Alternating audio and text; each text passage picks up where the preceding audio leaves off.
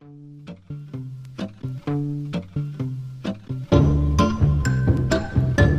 Belgique est un petit pays peu peuplé au regard du monde. Avec ses 11 millions d'habitants, la Belgique ne représente que 0,12% de la population mondiale. Et pourtant, de très nombreuses personnalités d'origine belge sont très connues dans le monde.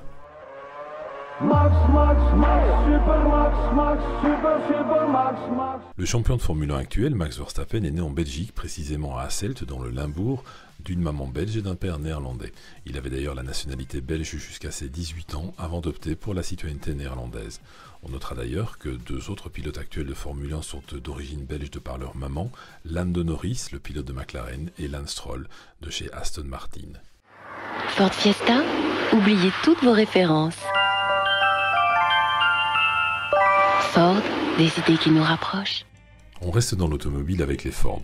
Vous ignorez probablement que celui qui a créé la célèbre marque de voitures Ford était d'origine belge. En effet, si Henry Ford est né aux États-Unis, sa mère, Marie-Lie Togo, était fille d'immigrés belges.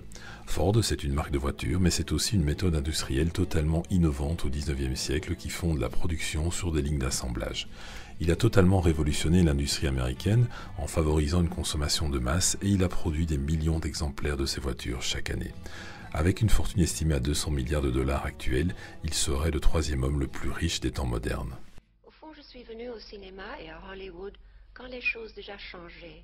Oui, j'ai vu des grandes premières, j'ai vu des très belles maisons, des dîners extraordinaires. Mais finalement, je vivais à l'époque comme je vis maintenant, chez moi.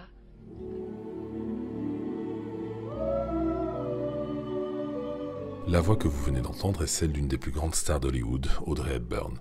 Audrey Ruston, de son vrai nom, est née à Ixelles, en Belgique, en 1929. Elle passe toute une partie de son enfance dans notre pays avant de partir aux Pays-Bas, d'où sa mère était originaire.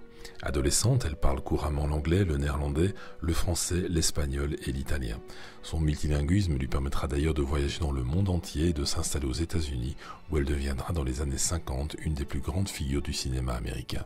Il faut toujours lutter dans la vie.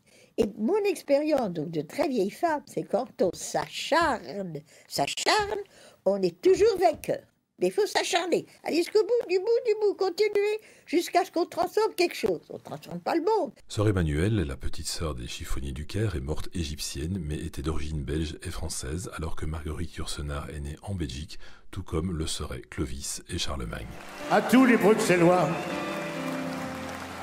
et à tous les Belges, je vous aime.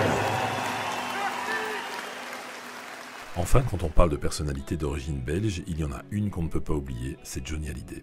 Considéré par les Français comme un symbole de ce qui fait la France, Johnny Hallyday est pourtant né d'un père belge. On connaît son parcours extraordinaire, ses chansons, ses films, ses concerts qui ont marqué les 50 dernières années.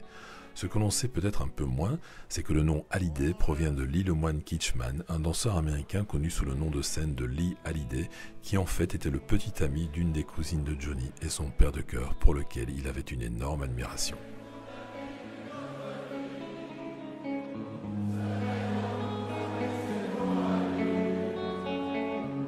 Quelque chose de Tennessee, cette force qui nous pousse vers l'infini.